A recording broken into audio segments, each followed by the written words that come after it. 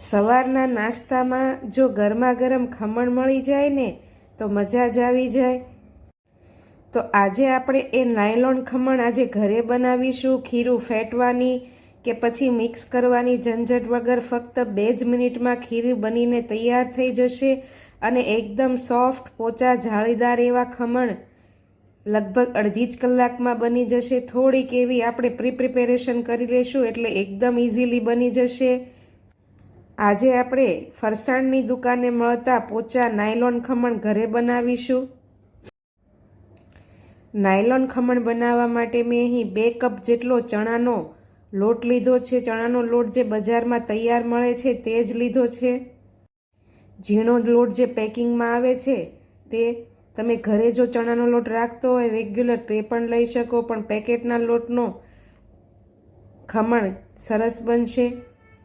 લોટને આપણે બરાબર ચાળીને લઈ લેવાનો છે, ગાંઠા ન પડે તે માટે લોટને પહેલાં આપણે એકદમ ચાળી લઈશું અને પછી 1 લીલું મરચું અને 1 ઇંચ આદુના ટુકડાને આપણે ખાયણીમાં ખાંડી લેવાનું છે એકદમ ઝીણું, અને 2 મોટા લીંબુનો રસ કાઢી લઈશું। આપણે અહીં સાઇટ્રિક એસિડ કે પછી લીંબુના ફૂલનો ઉપયોગ નથી કરવાનો એટલે આપણે 2 લીંબુનો રસ કાઢીને મૂકી દઈશું।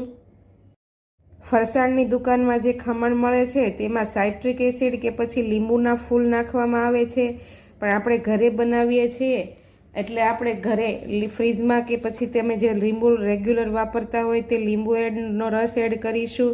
હવે એક મિક્સરનું આપણે મિક્સર જાર લઈ લઈશું, તેમાં આપણે જે લોટ ચાળીને રાખ્યો હતો તે એડ કરીશું અને 5 ચમચી જેટલી ખાંડ એડ કરીશું। તમે દળેલી ખાંડ પણ એડ કરી શકો। સ્વાદ પ્રમાણે અડધી ચમચી જેટલું મીઠું એડ કરીશું।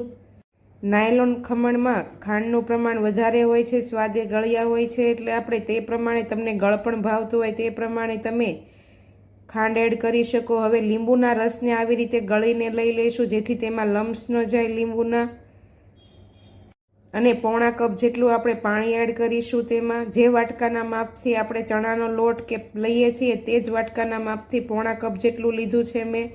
હવે ગ્રાઇન્ડરમાં આપણે 3 થી 4 મિનિટ માટે આવી રીતે પલ્સ મોડ ઉપર કરીને ગ્રાઇન્ડ કરી લેવાનું છે જેથી એકદમ સ્મૂથ એવું બેટર બનીને તૈયાર થઈ જાય। આ રીતે કરવાથી તમારે બેટરને ઝાઝી વાર ફેટવું પણ નહીં પડે અને એકદમ સ્મૂથ એવું તૈયાર થઈ જશે અને ફટાફટ બની જશે, સહેજ પણ વાર નહીં લાગે।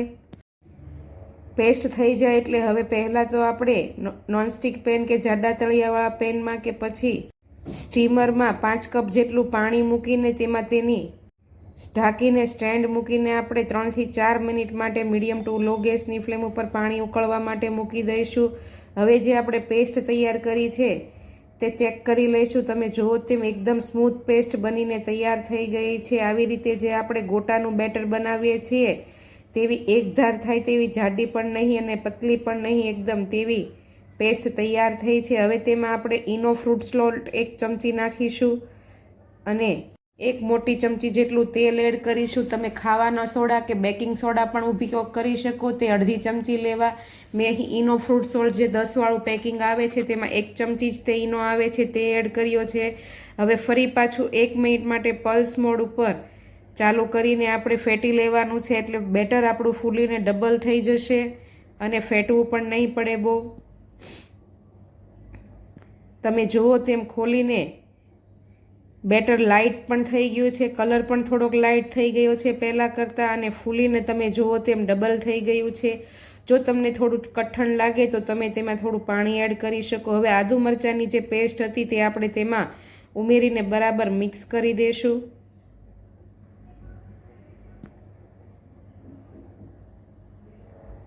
હવે જેમાં આપણે ખમણ કે ઢોકળા પાથરતા હોઈએ તે થાળીમાં કે પછી તમારી પાસે જો એવો ચોરસ ટીન ડબ્બો હોય તો તેમાં તેને ગ્રીસ કરીને તૈયાર કરી લેશું। આપણે તેલ થોડું વધારે લગાવવાનું એટલે જ્યારે ઉઠલાવવાનું થાય ત્યારે ફટાફટ ઉઠલી જાય એટલે એકદમ ગ્રીસ કરી લેવાનું। હવે જે બેટર તૈયાર કર્યું છે તે તેમાં આપણે એડ કરી દઈશું।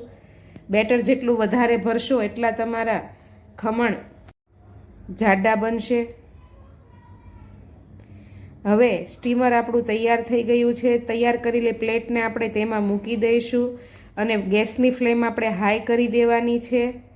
અને ઢાંકીને 15થી 20 મિનિટ માટે હાઈ ગેસની ફ્લેમ ઉપર આપણે તેને સ્ટીમ થવા દેવાનું છે, જેથી એકદમ સરસ એવું સ્ટીમ થઈને તમારા ખમણ ફૂલી જાય. લગભગ 15-20 મિનિટ જેવો સમય થઈ ગયો છે. તમે જુઓ તેમ ઉપરનું પડ એકદમ કડક એવું થઈ ગયું છે અને ખમણ ફૂલી પણ ગયા છે સરસ એવા. હવે આપણે તેને સ્ટીમરમાંથી બહાર કાઢી લઈશું અને 4થી 5 મિનિટ માટે ઠંડા પડવા દઈશું. નાયલોન ખમણ એકદમ પોચા હોય છે એટલે એકદમ ઠંડા પડવાના, પછી જ ઉઠલાવાના, નહીતર સાઈડમાંથી ક્રેક થવા કરશે. એટલે એકદમ ઠંડા પડવા દઈશું. ત્યાં સુધીમાં આપણે તેનો વઘાર તૈયાર કરી લઈશું. પેનમાં આપણે 2 મોટી ચમચી જેટલું મીડિયમ ગેસની ફ્લેમ ઉપર તેલ ગરમ કરવા માટે મૂકી દઈશું. જ્યાં સુધી આપણા ખમણ તૈયાર થાય ઠંડા પડીને ત્યાં સુધીમાં આપણે વઘાર કરી લેવાનો છે. તેલ સરસ એવું ગરમ થઈ જાય એટલે 1 મોટી ચમચી જેટલી આપણે તેમાં રાઈ એડ કરીશું. આ ખમણના વઘારમાં રાઈ વધારે હોય છે. રાઈને સરસ એવી તતડીને આપણે ફૂટી જવા દેવાની છે, પછી જ બીજી વસ્તુ એડ કરવાની છે, જેથી રાઈ કાચી ન રહે એકદમ. પછી અડધી ચમચી હિંગ એડ કરીશું. 10થી 12 મીઠા લીમડાના પાન એડ કરીશું આપણે, અને 2 લીલા મરચાંના આવી રીતે મોટા ટુકડા કરીને તેમાં એડ કરીશું. તેને બરાબર સાતળી લઈશું. ગેસની ફ્લેમને એકદમ લો કરી દઈશું અને ધીમે ધીમે આપણે અડધા ગ્લાસ કે અડધા કપ જેટલું પાણી એડ કરવાનું છે તેમાં. નાયલોન ખમણ એકદમ રસદાર પોચા હોય છે એટલે તેમાં પાણીનું પ્રમાણ વધારે રાખવાનું. હવે તેમાં આપણે 5 ચમચી જેટલી ખાંડ એડ કરીશું. તમારી પાસે બુરું ખાંડ હોય તો તે પણ એડ કરી શકો. તેને સરસ રીતે ઉકળી જવા દઈ. ખાંડ પીગળી જાય એટલે ઉભરો આવી જાય એટલે ગેસની ફ્લેમ બંધ કરીને આ વઘારને થોડો એવો ઠંડો પડવા દઈશું. ગરમ વઘાર પણ આપણે ખમણ ઉપર નહીં રેડીએ, નહીતર ખમણ તમારા ક્રેક થઈ જશે કે તૂટી જશે. એટલે હવે આપણે તેને જે ખમણ ઠંડા પડી ગયા છે તેને ફરતી કોર ચપ્પુથી ઉખાડીને આવી રીતે બીજી પ્લેટ કે ડીશ ઉપર ઊંધું મૂકીને તેને ઉઠલાવી લેવાના છે. તમે જુઓ તેમ સરસ રીતે ઉઠલી ગયા છે અને ધીમેકથી તેને સીધી બાજુ પલટાવી દઈશું અને ચપ્પુથી તેમાં આડા ને ઊભા ભાગ કરી લઈશું. પહેલાં તો જો તમે ક્યારે ઘરે નાયલોન ખમણ ટ્રાય ન કર્યા હોય તો આ રીતે એકવાર જરૂરથી ટ્રાય કરજો. બજાર જેવા જ પોચા અને જાળીદાર બનશે અને ગ્રાઇન્ડરમાં ખીરું બનાવવાથી એકદમ ફટાફટ પણ બની જશે. જો તમે સીધો એમનામ ઉપર વઘાર કરી પછી ટુકડા કરો તો પણ ચાલે, અને આવી રીતે પહેલાં ટુકડા કરીને પછી ઉપરથી વઘાર એડ કરો તો પણ ચાલે. તમે જુઓ તેમ એકદમ પોચા અને જાળીદાર આવી રીતે હાથથી જ આવી રીતે થઈ જાય તેવા બન્યા છે. હવે આપણે જે વઘાર તૈયાર કર્યો છે તે ઉપરથી ખમણ ઉપર આવી રીતે રેડીશું. જોતાં જ ખાવાનું મન થઈ જાય તેવા બન્યા છે. તમે મારી ચેનલ સબસ્ક્રાઈબ ન કરી હોય તો સબસ્ક્રાઈબ કરી લેજો. બેલ આઇકન જરૂરથી દબાવજો જેથી તમને મારી આવી નવી રેસીપીના નોટિફિકેશન મળતા રહે. અને હા, રેસીપી કેવી લાગી તે કોમેન્ટમાં જરૂરથી કહેજો. આવજો. જય શ્રી કૃષ્ણ.